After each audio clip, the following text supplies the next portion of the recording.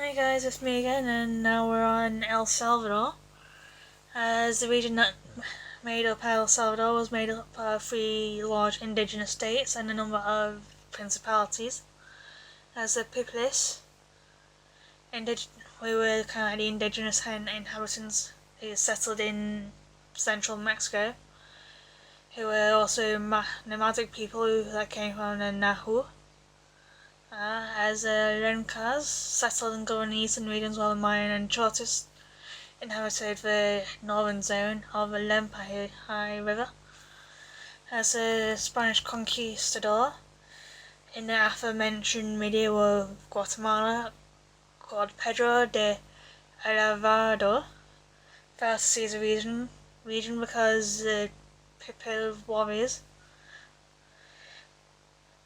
But a year later, in 1525, he returned successfully and conquered the country and named it El Salvador, meaning the saviors, or savior, as in 1811, the desire for independence broke out, but was crushed by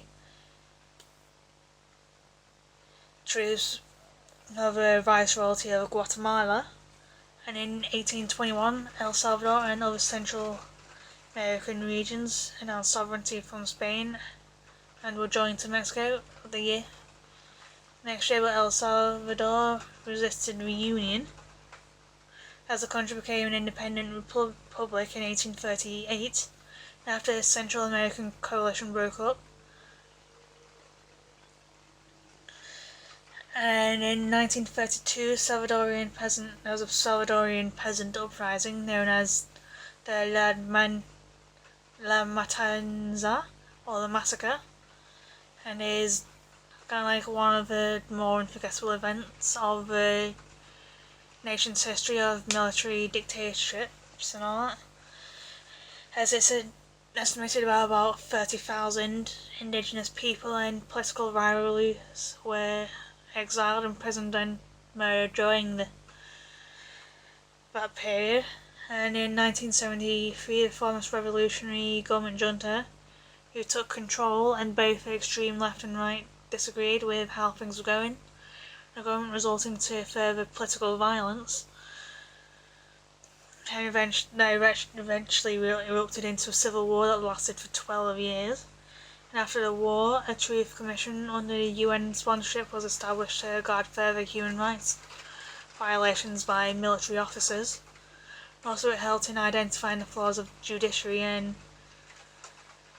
proposed solutions, as the recommendations to replace all magistrates on the Supreme Courts in 1994 is said to be the most remarkable advice on both the Truth Commission and the Joint Commissions have made. So yeah, and it's been has slightly grown more peaceful then, but I think why from that region today is typically about the drug gangs and all that.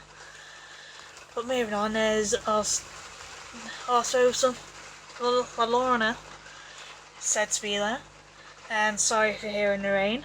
It has said to be a sad, ghostly woman that could be heard along the river banks at night, looking for any children that may be unfortunate enough to cross the path, in an attempt to get back at the man she loved, who chose another woman over her.